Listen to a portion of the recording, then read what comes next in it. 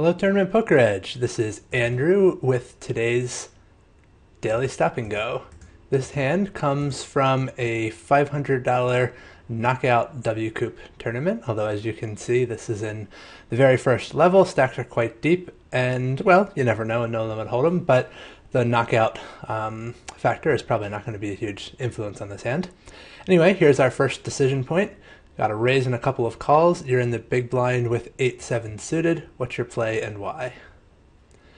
As long as you don't fold, I don't think you're going to make a huge mistake. There's definitely a candidate for putting in a big squeeze, depending on what you think of the players involved in the pot, especially Sveigen. When you're this deep, suited connectors do make pretty good 3-betting candidates because, even if you were to squeeze here, let's say to 200 is probably about the size that I would choose, there's still going to be a ton of money behind. So, I would rather squeeze with an 8-7 suited, honestly, even than an ace-king offsuit. I think that ace-king offsuit, you're still going to end up in some dicey spots out of position in bloated pots. You're very rarely going to want to play for your stack. Whereas 8-7 suited, when you do play a big pot, it's a lot easier actually to have a lot of equity with 8-7 suited against a wide range of hands versus ace-king offsuit is quickly going to turn into a bluff catcher.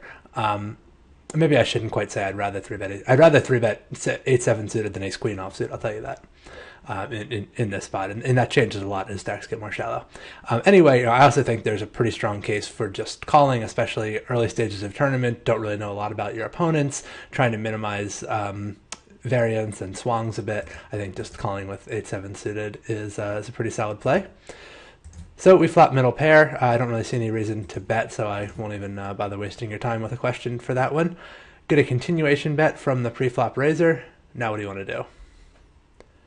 Pretty clear call, I think. This player c-betting into three people is showing some strength, but it's not a particularly large c-bet. And in addition to middle pair, we also have a backdoor flush draw and a backdoor straight draw.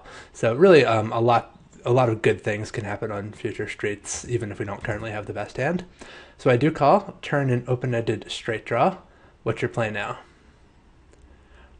You certainly could make a case for leading here. I would probably prefer to check, and I think we'll probably get a lot of information from what our opponent does.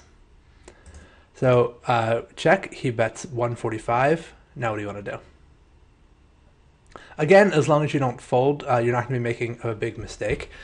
I actually opt to raise here, and the reason I like this is that there is still some chance actually that 8-7 is the best hand. I mean, a more aggressive player could be barreling here with some sort of draw, or maybe even just with ace-queen or ace-jack, trying to triple barrel. So I do think that he could be barreling with a hand that has a lot of equity against this. So you could actually be good. I also think there may be potential to get him to fold better hands. If you think about your own range, not that this player wouldn't necessarily raise with 7-6 or 7s or 6s, he probably would.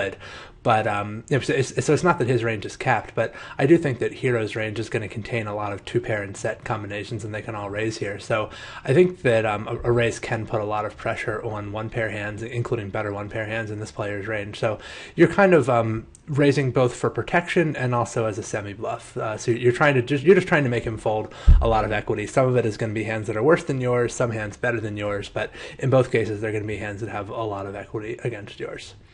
So calling is okay. I slightly prefer raising against a good player. Now, this is not going to be nearly as good if this player has a tighter betting range, but against someone who you think is pretty capable of barreling, then I like raising better. So I raise, he calls, and we get a very brickish river. Now what do you do? There may be a case for checking and calling. To snap off bluffs. I think that if he checks behind, you're probably in pretty bad shape. I think that he would bluff a fair number of rivers if he does have a missed draw. I actually elected to barrel again. I think actually that I didn't want to give away too much about the river play by talking about this on the turn. I actually don't think he's going to fold a lot of better hands to a turn raise immediately. I think that you really are going to need to follow it up with a river barrel. But I think the fact that he doesn't 3-bet on the turn is a good sign. He's probably 3-betting a lot of his sets on the turn. So his range is, if not capped, I think we at least can subtract some of his strongest hands when he doesn't 3-bet the turn. And given that you now have probably one of the weakest hands that you would check raise the turn, turn with. I think it's a pretty good candidate for turning into a bluff on the river, even though it does have some showdown value, because I think there's a chance that he called you with a draw. If you are going to bet, you need to bet a pretty sizable amount to try to get him off of one pair. I opted for 738, which I think is just about the smallest amount that I would consider acceptable. I think going as big as pot here would be fine.